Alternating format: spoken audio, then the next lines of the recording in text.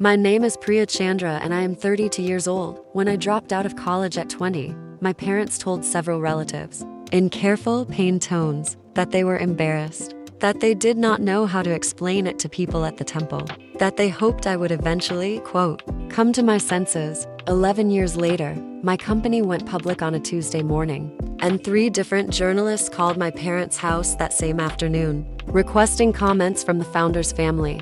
My mother let the phone ring for times before picking it up. She told the reporter politely that she had no comment and hung up before he could ask a second question. She never called me that day, not to congratulate me, not to ask about the company, not even to mention that reporters had called at all. I found out about those calls from someone else entirely, 3 weeks later. Before I tell you how I learned about it, please take a moment to like and subscribe. Drop your city and the time where you are watching from. I read every single comment. Let me take you back to the conversation that happened the day I told my parents I was leaving school. I grew up in a suburb outside Houston, the only daughter of Raj and Lakshmi Chandra, both of whom had immigrated from India in their 20s, built careers in engineering and accounting, respectively, and held, with absolute clarity, a specific vision of what success was supposed to look like for their only child: good grades, a respected university, a stable, prestigious career, ideally medicine or engineering, marriage eventually, to someone from a similarly accomplished family. This was not presented to me as an option among many. It was presented consistently throughout my entire childhood as simply the correct sequence of events, the way other families might present basic facts about the world. I was, for most of my childhood, a willing participant in this plan. I earned the grades. I got into a respected engineering program. I declared a major in computer science. That satisfied every requirement my parents held for what my future was supposed to look like. I did not yet understand, during most of that period, how completely I would eventually diverge from that plan, or how painful that divergence would become for everyone involved. I began building my first small software project during my sophomore year of college, almost accidentally. A simple tool I created initially just to solve a scheduling problem for a campus organization I was involved with. The tool worked considerably better than I expected, and other student organizations began asking to use it as well. By the end of that semester, I had built out several additional features, and what had started as a casual side project had become something I found myself genuinely, deeply absorbed in, considerably more than I found myself absorbed in my actual coursework. I want to be honest that this growing fascination did not immediately translate into any serious consideration of leaving school. For most of my sophomore and junior years, I maintained both: the formal coursework my parents expected and the increasingly time-consuming project that had, by my junior year, attracted genuine interest from a small handful of early adopter companies willing to pay for access to an expanded version of the tool. The specific moment that crystallized my eventual decision occurred during the spring of my junior year, when a venture capital firm reached out directly, having heard about the tool through one of the early adopter companies, expressing serious interest in providing seed funding if I was willing to develop it into a full standalone product. I want to be specific about the actual substance of this opportunity, because I think understanding it matters considerably to understanding why I eventually made the decision I did. This was not a vague, speculative possibility. This represented a concrete funding offer, contingent specifically on full-time commitment, an opportunity that the firm made clear would likely not remain available if I continued treating the project as a part-time pursuit, alongside a full course load. I spent several weeks genuinely agonizing over this decision before finally telling my parents what I was considering. I told them during a Sunday dinner, choosing what I believed was a calm, appropriate setting for what I knew would be a difficult conversation. I explained the funding offer, the specific terms, the genuine commercial traction the product had already demonstrated, despite being built entirely as a part-time project. I told them I was seriously considering taking a leave of absence from school to pursue this opportunity full-time. My father's reaction arrived first, and it was, in retrospect, considerably more measured than my mother's eventual response. He asked several practical questions about the funding terms, about what would happen if the venture ultimately failed, about whether I had any concrete fallback plan if the company did not succeed, My mother's reaction, once she fully processed what I was actually proposing, was considerably less measured.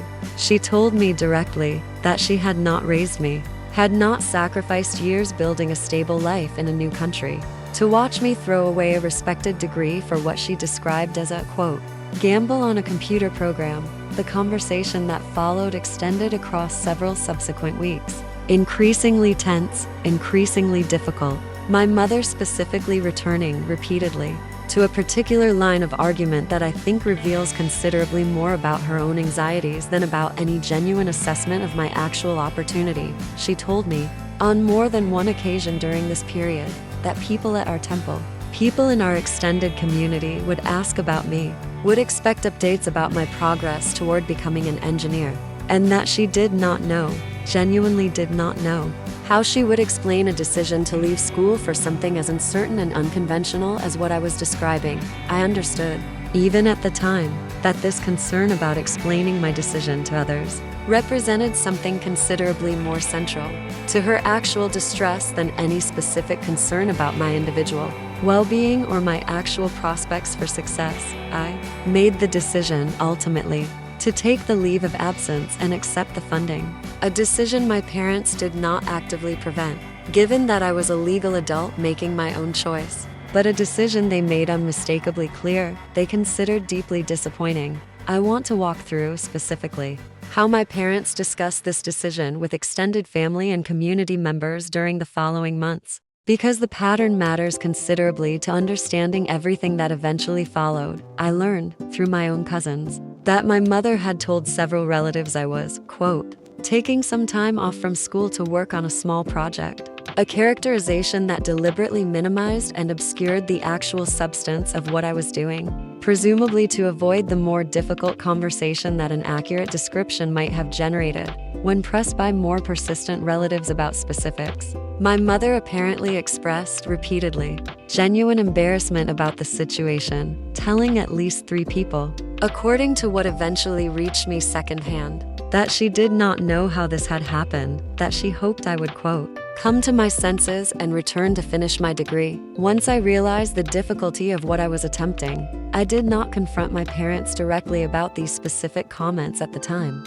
I was, during this period, almost entirely consumed by the actual demands of building the company, working considerably longer hours than I had ever worked during my formal coursework, genuinely uncertain myself whether the venture would ultimately succeed or fail. The company, which I named Loomis Analytics, grew steadily over the following several years, the kind of unglamorous, methodical growth that does not generate dramatic headlines but does generate something more valuable. A genuinely sustainable business built on real product value rather than speculative hype. I maintained contact with my parents throughout this period, though the relationship remained, consistently, somewhat strained.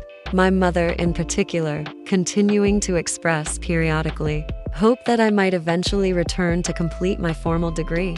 A hope I understood, reflected genuine care, but that also continued to feel, to me, like a persistent inability to fully accept the path I had actually chosen. I achieved milestones during these years that, by any objective measure, represented genuine professional success, securing a significant series of funding round in my 4th year, reaching profitability in my 6th year, expanding the team to over 100 employees by my 8th year. I shared each of these milestones with my parents as they occurred. Their responses remained consistently polite, but notably understated. Congratulations offered briefly before conversation moved, almost immediately, to other topics, as though acknowledging the success too directly might somehow validate a decision they had never fully reconciled themselves to supporting. I want to be specific about one particular incident, roughly 5 years into building the company, because it illustrates the pattern considerably more clearly than any general description could convey. I had been invited to speak at a significant industry conference, a genuine recognition of the company's growing reputation within the analytics software space. I mentioned this invitation to my mother during a phone call, expecting, perhaps naively, some expression of genuine pride at this specific, concrete marker of professional recognition. She asked instead whether this conference invitation paid particularly well, a question that in itself was not unreasonable, but that arrived without any preceding acknowledgement of the recognition itself. The framing suggesting financial compensation represented the only metric through which she was prepared to evaluate the invitation's actual significance. I told her the honorarium was modest, that the genuine value lay in the professional recognition and the networking opportunities it represented. She responded, after a brief pause, by asking whether I had given any further thought to perhaps completing my degree during evenings, now that the company seemed, in her words, stable enough to allow for that. The company's growth continued steadily over the following several years, eventually reaching a point, roughly 10 years after my initial decision to leave school, where the board began seriously discussing a potential public offering, a process that, once initiated, took approximately 14 months to fully complete. I did not discuss the IPO process extensively with my parents during this period, partly because the details remained, for much of that time, confidential, and partly because I had, gradually, over the preceding decade, learned to manage my own expectations regarding how much genuine engagement I could reasonably anticipate from them regarding the company's progress. The IPO itself occurred on a Tuesday morning in March, 11 years after I had first taken that leave of absence my mother had described, at the time, as throwing away everything I had worked for. The stock opened considerably higher than even our own optimistic projections had anticipated, generating, within hours, the kind of mainstream financial media coverage that significant public offerings typically attract. I learned, roughly 3 weeks after the IPO itself, about the specific phone calls that several journalists had made to my parents' house that same Tuesday afternoon, seeking comment from the founder's family regarding the company's successful public debut. I learned about these calls not from my parents directly, but from my cousin Aditi, who happened to be visiting my parents' house that same week and witnessed the calls occurring firsthand. Aditi told me, during a separate phone conversation roughly 3 weeks later, that she had been somewhat astonished watching my mother's response to these calls. My mother had let the phone ring several times before answering each call, had responded to each journalist with brief, polite, but entirely uninformative statements indicating she had no comment to offer, and had, notably, made no attempt whatsoever to contact me directly afterward to mention that these calls had even occurred. Aditi told me she had asked my mother, directly after the third call, why she was not more excited about the considerable media attention her own daughter's company was receiving.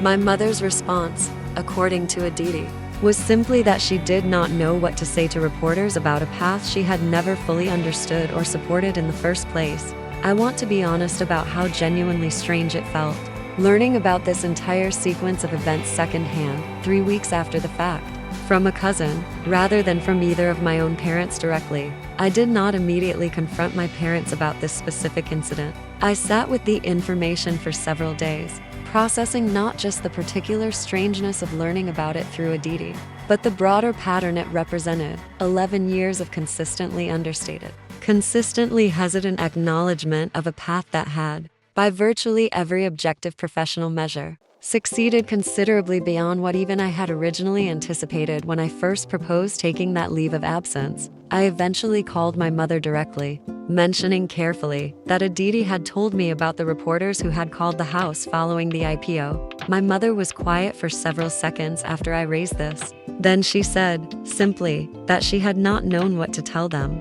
that she did not feel equipped to speak publicly about a business she had never fully understood the details of, despite 11 years during which I had, repeatedly, offered to explain those details whenever she expressed any genuine interest in hearing them.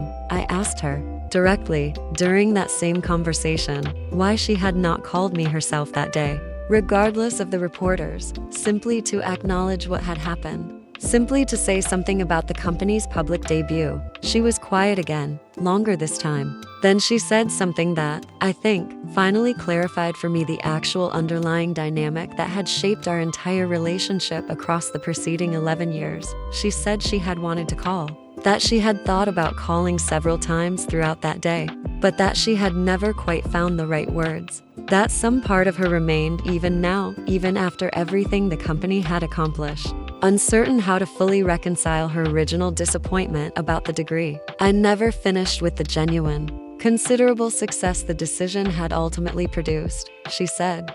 Finally, I think I am still embarrassed, even now, about how I responded all those years ago. And I do not know how to apologize for that without somehow making it seem like I am only acknowledging your success now because of the money involved. That admission, I think, represented the most honest conversation my mother and I had had about this entire situation across the preceding 11 years. I told her, in response, that I did not need her to apologize specifically for the original disappointment, that I had genuinely understood, even at the time, that her reaction reflected real anxiety about an uncertain path rather than any lack of love for me personally.